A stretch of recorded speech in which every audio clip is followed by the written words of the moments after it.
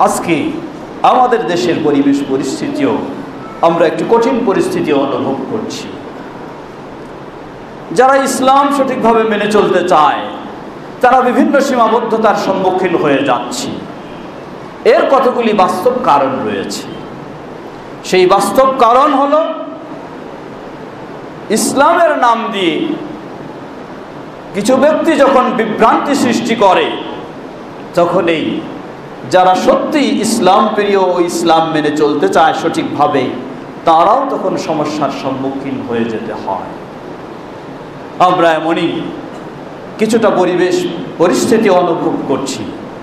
সুতরাং আমরা স্পষ্টভাবে জানাতে চাই, ইসলাম কখনো এই ধরনের সন্ত্রাসী কর্মকাণ্ড, ইসলামের নাম দিয়ে, জিহাদের নাম দিয়ে, সংগ্রামের নাম দিয়ে, শাহাদাতের দোহাই দিয়ে, জান্নাতের আশা করে ইসলাম কখনো এই ধরনের বিভ্রান্তিমূলক কর্মকাণ্ডকে সমর্থন দেয় না।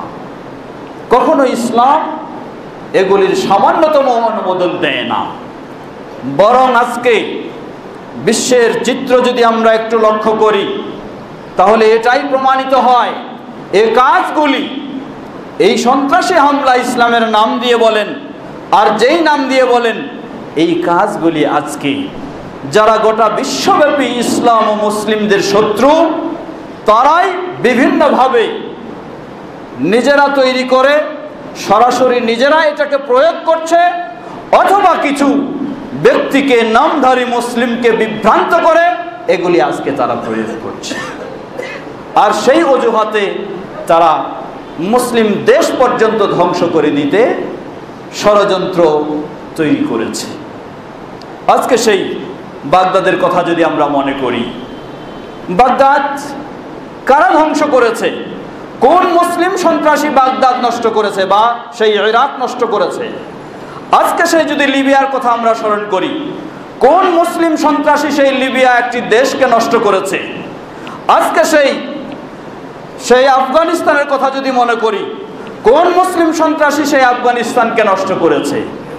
বিশ্বব্যাপী যদি আজকে চিন্তা করা যায়, তাহলে শীর্ষ সন্ত্রাসের স্থানে যারা রয়েছে, যাদের কথা কোরআনুল কারীমে আল্লাহ সুবহানাহু ওয়া তাআলা একবার দুইবার নয়, অসংখ্যবার সেই সন্ত্রাসী ঘাতক ইহুদদের কথা, খ্রিস্টানদের কথা, মুশরিকদের কথা, যারা মুসলিম ও ইসলামের চিরশত্রু, তাদের কথাগুলি আল্লাহ সুবহানাহু ওয়া তাআলা আমাদেরকে 1400 বছর আগেই এই তথ্যগুলি দিয়েছেন। সুতরাং আমরা স্পষ্ট ভাষায় বলে দিতে পারি, বলতে চাই, ইসলাম সামান্যতম কোন রকমের সন্ত্রাসীর অনুমোদন দেয় না, আশ্রয় দেয় না, বরং কঠোর ভাষায় ইসলাম এই সন্ত্রাসীর প্রতিবাদ করে। কোন মুসলিম কখনো সন্ত্রাসী হতে পারে না। মুসলিম হবে শান্তিপ্রিয়। নবী মুহাম্মদ সাল্লাল্লাহু আলাইহি ওয়াসাল্লাম পৃথিবীর বুকে সর্বশ্রেষ্ঠ মানুষের মাঝে যিনি সর্বশান্তিপ্রিয়, এক নম্বর সিরিয়ালে যিনি হলেন আমাদের প্রিয় নবী মুহাম্মদ সাল্লাল্লাহু আলাইহি ওয়াসাল্লাম, যাকে মুসলিম নয়, শুধু কোরআন নয়, বরং অমুসলিমরাও নবী মুহাম্মদ সাল্লাল্লাহু আলাইহি ওয়াসাল্লামকে পৃথিবীর বুকে শ্রেষ্ঠ শান্তিপ্রিয় ব্যক্তি হিসাবে স্বীকৃতি দিতে, ঘোষণা দিতে তারাও কম করেনি। আলহামদুলিল্লাহ। এটাই প্রমাণ করে সেই নবী মুহাম্মদ সাল্লাল্লাহু আলাইহি ওয়াসাল্লামের ইসলাম, সেই নবী মুহাম্মদ সাল্লাল্লাহু আলাইহি ওয়াসাল্লামের দ্বীন কখনো কোনোভাবে এই সন্ত্রাসীর আশ্রয় দিতে পারে না। সুতরাং আজকে আমাদের একটু ভাবা দরকার, কেন এই সন্ত্রাসী আসে আমাদের সমাজে, কোন পথ দিয়ে আসে? আমাদের আজকে এই যুব সমাজ, তারা এই সন্ত্রাসী হামলার শিক্ষা কোথায় পায়? একটু ভাবা দরকার, একটু চিন্তা করা দরকার। শুধু সন্ত্রাসী করে যদি সারা জীবনটাই কথা বলি, কিন্তু কোন জায়গা থেকে এগুলি আসে সেটা ভাবার চিন্তা না করি, সেটা খোঁজার চিন্তা না করি, সেটা সমাধানের চিন্তা না করি, তাহলে আসলে এগুলি দূর করা তো খুব কঠিন। তাই প্রশাসনকেও আমাদের অনুরোধ, এই মসজিদের মেম্বার থেকে আমরা সেই আহ্বান জানাই, কারা এই সন্ত্রাসী শিক্ষা দেয় সেটা একটু খুঁজে দেখতে হবে এবং সেই সন্ত্রাসী শিক্ষা বন্ধ করার চেষ্টা করতে হবে। আমরা স্পষ্টভাবে বলতে পারি, ইসলাম কোনোদিন এই সন্ত্রাসী শিক্ষা দেয় না। ইসলাম কোনোদিন এই সন্ত্রাসী কর্মকাণ্ডকে সমর্থন করে না। ইসলাম সর্বাবস্থায় এই সন্ত্রাসী কর্মকাণ্ডকে নিষিদ্ধ করেছে, এখনো নিষিদ্ধ। যতদিন পৃথিবীতে ইসলাম থাকবে ততদিন সন্ত্রাসী কর্মকাণ্ডকে ইসলাম নিষিদ্ধ করবেই। এটাই হলো ইসলামের বৈশিষ্ট্য। আমাদের দেশে আফসোস করতে হয়, ছোট্ট বাচ্চাদেরকেও দেখবেন যে আজকে এই সন্ত্রাসী হামলা কিভাবে করতে হয় সেই শিক্ষাগুলি দেওয়া হচ্ছে, যুবকদেরকে দেওয়া হচ্ছে, সকল শ্রেণীর মানুষকে দেওয়া হচ্ছে। দেখবেন রাস্তাঘাটে, বিভিন্ন সিনেমার হলের বাইরে দেখবেন পোস্টারিং করা রয়েছে বড় বড়, বিশেষ করে ওই বিদেশি ছবিগুলির পোস্টারিংগুলি দেখবেন কে কাকে কিভাবে গুলি করবে, কে কাকে কিভাবে পিস্তল ধরবে, কে কাকে কিভাবে চাকু মারবে, কে কাকে কিভাবে বোমা মারবে, এই শিক্ষাগুলি দেওয়া হচ্ছে আজকে এই সিনেমার হলগুলিতে, এই নাটকগুলিতে। আজকে কি প্রশাসন এই সমস্ত এই সন্ত্রাসী শিক্ষাগুলি বন্ধ করার কোনো ব্যবস্থা নিয়েছে? যদি না নেয় তাহলে তো এই সন্ত্রাসী চিন্তা চেতনা সেগুলি থেকে আমাদের এই যুবকেরা বলেন, এমনকি ছোট বাচ্চারা সেগুলি থেকে শিক্ষা নিচ্ছে। একজন মুসলিম শিশু সন্তানকে ইসলাম শিক্ষা দেয়, তার বাবা মার প্রতি অত্যন্ত তাকে শ্রদ্ধাশীল হতে হবে। আর যে বাবা মার প্রতি শ্রদ্ধাশীল হয় সে কখনো কোনোদিন সন্ত্রাসী কর্মকাণ্ড করতে পারে না। আজকে দেখুন যে কয়েকজন সন্ত্রাসী হামলা যারা চালিয়েছে আমাদের এই দেশে গুলশানে, তাদের পরিচয় হিসেবে দেওয়া হচ্ছে তারা ঘর ছাড়া, বাবা মা ছাড়া, মানে বাবা মা থেকে সরে চলে এসেছে, বাবা মার সাথে কোনো যোগাযোগ নেই। তাহলে ইসলাম একটি সন্তানকে শুরুতেই শিক্ষা দিচ্ছে তার বাবা মার সাথে সদাচরণ করতে হবে, তার বাবা মার আনুগত্য স্বীকার করতে হবে, ঠিক বাবা মার সাথে প্রতিবেশীর মানুষদের সাথে সদাচরণ করতে হবে। আজকে আমাদের এই সন্ত্রাসী এই হামলার কর্মকাণ্ড শিক্ষা এতদিন দাবি করা হতো, অপবাদ দেওয়া হতো, এগুলি নাকি মাদ্রাসায় শিক্ষা দেওয়া হয়। স্পষ্ট হয়ে গেছে আলহামদুলিল্লাহ, এটি আল্লাহ সুবহানাহু ওয়া তাআলার বিশেষ অনুগ্রহে স্পষ্ট হয়ে গেছে। না, এই সন্ত্রাসী কোনো মাদ্রাসায় শিক্ষা দেওয়া হয় না, কোনো মসজিদে শিক্ষা দেওয়া হয় না, এই সন্ত্রাসী শিক্ষা দেওয়া হয় ওই হলগুলিতে, ওই ইউনিভার্সিটিগুলিতে। সেটা আজকে স্পষ্ট হয়ে গেছে।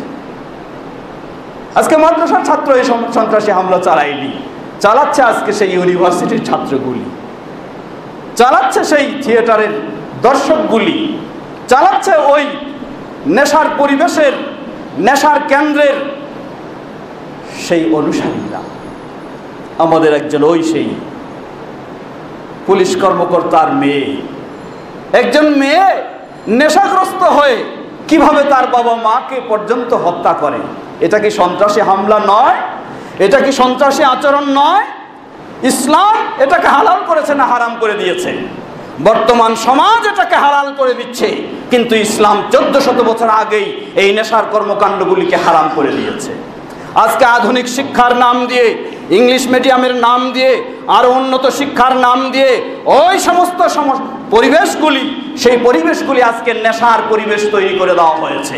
সেই পরিবেশগুলি থেকে আজকে এই সন্ত্রাসী চিন্তাগুলি বের হয়ে আসছে, সেই পরিবেশগুলি থেকে আজকে এই সন্ত্রাসী তৈরি হচ্ছে। এটি আজকে ভাবতে হবে, একটু বুঝতে হবে। কারণ ইসলাম 1400 বছর আগে থেকে পৃথিবীর বুকে রয়েছে। মুহাম্মদ সাল্লাল্লাহু আলাইহি ওয়াসাল্লাম যে শরিয়া নিয়ে এসেছেন, সেই শরিয়ায় আজও কোনো দিন, সেই ইসলামে আজও কোনো দিন এই ধরনের সন্ত্রাসী কর্মকাণ্ডের অনুমতি কোথাও কোনোভাবেই দেওয়া হয়নি, কোনোভাবেই সম্মতি দেয় না। অতএব এগুলি কই তৈরি হয় সেটি একটু ভাবতে হবে, সম্মানিত মুসল্লিবৃন্দ। সুতরাং প্রতিটি অভিভাবককে আমরা সচেতন করতে চাই। আপনার সন্তান, আপনি সন্তানকে অনেক বড় করবেন, অনেক প্রতিষ্ঠিত করতে চান, সেই লক্ষ্যে আপনি ওই প্রতিষ্ঠানগুলিতে দিয়ে তাকে ছেড়ে দিয়েছেন, তার খোঁজখবর নিচ্ছেন না, না তার সালাত রয়েছে, না তার সিয়াম রয়েছে, না তার দিন রয়েছে, না তার আকীদা রয়েছে।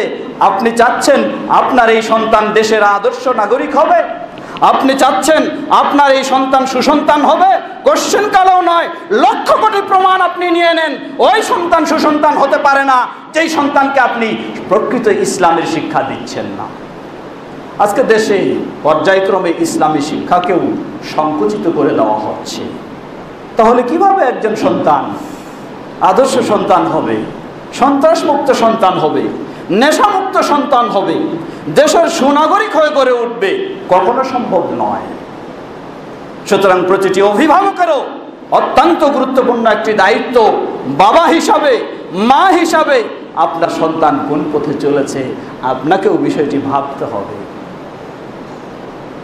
আপনি যদি সত্যি সন্তানের রব্বির হামহুমা কামা রব্বায়ানি সগীরা এই দোয়া সন্তানের মুখ থেকে পেতে চান, তাহলে আপনার সন্তানকেও কোরআন ও সহিহ হাদিসের আলোকে সঠিক ইসলামের নামে কোনো বিভ্রান্ত চিন্তায় নয়, সঠিক ইসলামের উপর তাকে অবশ্যই গড়ে তুলতে হবে। তাহলে ইনশাআল্লাহ আপনার এই সন্তান, আপনি উপকৃত হবেন, সমাজ উপকৃত হবে, দেশ উপকৃত হবে, গোটা মুসলিম উম্মাহ মানব জাতি উপকৃত হবে, এতে কোনো সন্দেহ নাই। আমরা যেন সেই সন্তানই করতে পারি। সেই আহ্বানই প্রতিটি বাবা মার কাছে, সেই আহ্বানই দেশবাসীর কাছে, সেই আহ্বানই গোটা বিশ্বের মানুষের কাছে। আর তার একটি মাত্র পথ, তা হলো নবী মুহাম্মদ সাল্লাল্লাহু আলাইহি ওয়াসাল্লাম যে আদর্শ আমাদেরকে দিয়েছেন, যেই শরিয়া আমাদেরকে দিয়েছেন, যে নীতিমালা আমাদেরকে দিয়েছেন, সে আলোকেই আমাদের সন্তানদেরকে গড়ে তুলতে হবে। তাহলে আমরা আদর্শ সন্তান করতে পারবো, আদর্শ নাগরিক তৈরি করতে পারবো, সর্বত্র শান্তির পরিবেশ তৈরি করতে পারবো। আল্লাহ সুবহানাহু ওয়া তাআলা আমাদের সকলকে সে তৌফিক দান করুন। আমিন ওয়া আখিরু দাওয়ানা।